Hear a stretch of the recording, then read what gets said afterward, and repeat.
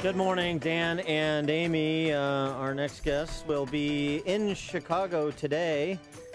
He is speaking at Petarino's, 150 North Dearborn, a restaurant downtown. Petarino's? Yes, exactly. I love Petarino's. That's a great place. Yeah. Maybe someday you'll get your caricature on the wall there. Oh, yeah, right. Yeah. This is an event sponsored by the Chicago Lawyers Chapter of the Federalist Society. So you can go to fed-soc.org to register, or perhaps show up, and good seats may still be available. Just $30 for members of the Fed Society, $35 for non-members, $25 for students.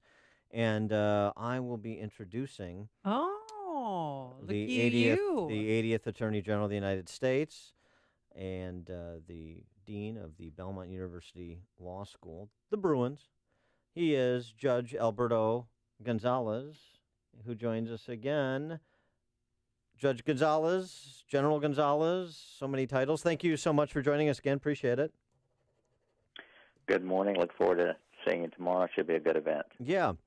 And I wanted to get your take just at the outset. We've had a lot of law professors weigh in, and even those that are not inclined to be sympathetic to the Trump administration and are inclined to be sympathetic to the Democrat Party and the MSNBC on-air talent are essentially saying of this Trump Jr. matter, this is more of a political matter than a legal one. Collusion is a political term, not a legal term. There's nothing that rises to the level of treason. There's nothing, at least with respect to the President of the United States, since he's the impeachment target, that suggests a perjury or obstruction of justice. So what are we talking about? Well, it's politics. I think there's still so much we don't know. I think Bob Mueller's going to have a lot more information today than is even being discussed in the news, and I suspect at the end of the investigation he'll have a lot more information beyond that. So it's just too early to tell. Listen, there's a lot of speculation now, and I know the media wants to report everything that it can, but oftentimes the early reporting is always is often incomplete and inaccurate. So we'll just have to wait and see. I'm not sure that I am sure the Trump administration does itself no favors when it releases information or gives that information, and that information or those stories change. That's never a good thing. I think it's better strategy, quite frankly. If you have an issue or a problem in the White House or an administration, you get it out. You get it all out quickly, and then you try to move on. I think to try to hide things in today's electronic age and where people are much more willing to leak information, I think it's dangerous to try to hold back damaging information. So if there's anything there, they're better off just getting it out. And again, I don't know if there's anything there. Obviously, this has been looked at for a long period of time, and I don't think there's a criminal case there yet, but I don't think they're doing themselves any favor by the way they're handling this. But you mean like Attorney Jay Sekulow was on a number of Sunday morning programs saying that the Secret Service had no responsibility because they should have stopped him from having the meeting, but he wasn't receiving Secret Service protection at the time. Is that a misfire from the administration? Listen, I'm not going to criticize Jay. I know Jay is a very good lawyer. He may be parroting what he's been told to say. Quite frankly, that may be a directive from his client, and so he may or may not agree with it. Obviously, it apparently has generated a response from the Secret Service. So, I'm not going to. It's hard for me to second guess what's going on here because I don't know all the conversations, and I certainly don't know all the facts. I'm just saying it's been my experience that you're always better off if you've got bad news, get it out quickly so you can move on. And I worry about the way this administration has handled some of the news, some of the activities that may have occurred during the campaign. Again, based on what I know, I don't see anything criminal here, but I don't know what I don't know, and I think that there have been some misfires from the Trump administration.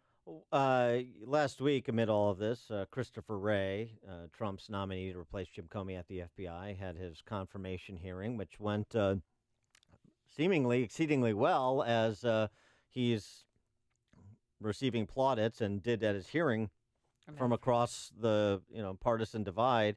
So what does that say about Christopher Wray and perhaps the kind of job he would do as FBI director? And what does it say about the hysteria over Jim Comey's firing, like he was the only possible person to be FBI director?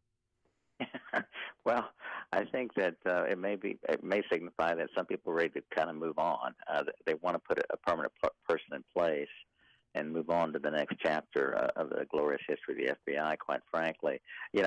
Chris Wray, I dealt with Chris when I was White House counsel. He would come over to meetings in my office with Mike Chertoff, who at the time was head of the criminal division. Chris did not work for me when I became Attorney General, but I know a lot of people that have worked with Chris and have a lot of great things to say about him. He clearly has a different personality than Jim Comey. Jim Comey is much more outgoing and very comfortable in the limelight and wants to take the stage. Chris has always been more behind the scenes and certainly has a much more quieter personality. Good. He had a very strong confirmation hearing, obviously, and said all the right things. And obviously there'll be a great spotlight on him. Fortunately for him, he'll have an opportunity, I think, for a period of time to kind of ease into the job because most of the focus is going to be on what Bob Mueller is doing. And that's where most people are going to pay their attention, focus their attention. So hopefully that Chris will have an opportunity to come in and do a good job for the FBI. They need a strong leader, and hopefully he's the right guy. And just when we thought, we heard the last of James Comey, now there's word that he might write a book. Oh, what a shock. Yeah. Does that surprise you at all? Oh, no, not at all. And listen, Jim's he's out of government, and he's entitled to do whatever he wants to do, and so I have no problems with Jim Comey writing a book, and I suspect it'll be a successful one. So no, I have no issues with that. One concern that I raised last week when we had a former assistant director of the FBI on, who also had good things to say about Christopher Wray, is how much the media drives what justice and the FBI and even an independent counsel do. So, you've had some reporting. It's certainly been kind of subsumed by all the Trump-Russia connection stuff. Some reporting about the expanse of even just the Intelligence Committee's work in both the House and the Senate that still includes, oh, by the way, looking at what the Obama administration did or did not do. With respect to unmasking, for example. Remember General Flynn, that was a criminal act. With respect to leaking, with respect even to perhaps Hillary Clinton's campaign dealing with a foreign government, that foreign government being Ukraine. And I wonder if something isn't being reported, does that put a chill on it in terms of investigators and prosecutors? Because the media has created this expectation that we want these answers to these issues, and we're not so interested in answers to some of these other issues. I don't think it does so with respect to the prosecutors. I don't think it's going to affect Bob Mueller. I think that if it's in any way connected with what happened in Russia, the Russia interference with the election, I think he's going to look at the unmasking. I think he's going to look at contacts with Ukraine. So I don't think Bob and as a general matter, prosecutors at the federal level aren't affected. Now, I think Congress is probably more affected by the politics of it, and some are better than others in terms of not letting media stories drive, what their focus is. But at the end of the day, I think one way or the other, we're going to find out everything that's happened here. It's either going to be through Bob Mueller, it's going to be through another FBI investigation, it's going to be through the Congress, it's going to be through the media. I don't know how it's all going to come out, but it will all come out. And I think we need to know what happened here. I think there's so much smoke here. I think it's very, very important for the American public to have a full understanding of everything that's happened here on both sides, both Democrats and Republicans. We need to know. Well, back to that June 2016 meeting that Donald Trump Jr. had with the Russian lawyer. We're learning that more people were in there. Now there are up to 8 people in the room, and President Trump alleges that he didn't know anything about it. Do you think could be possibly a cover-up as well?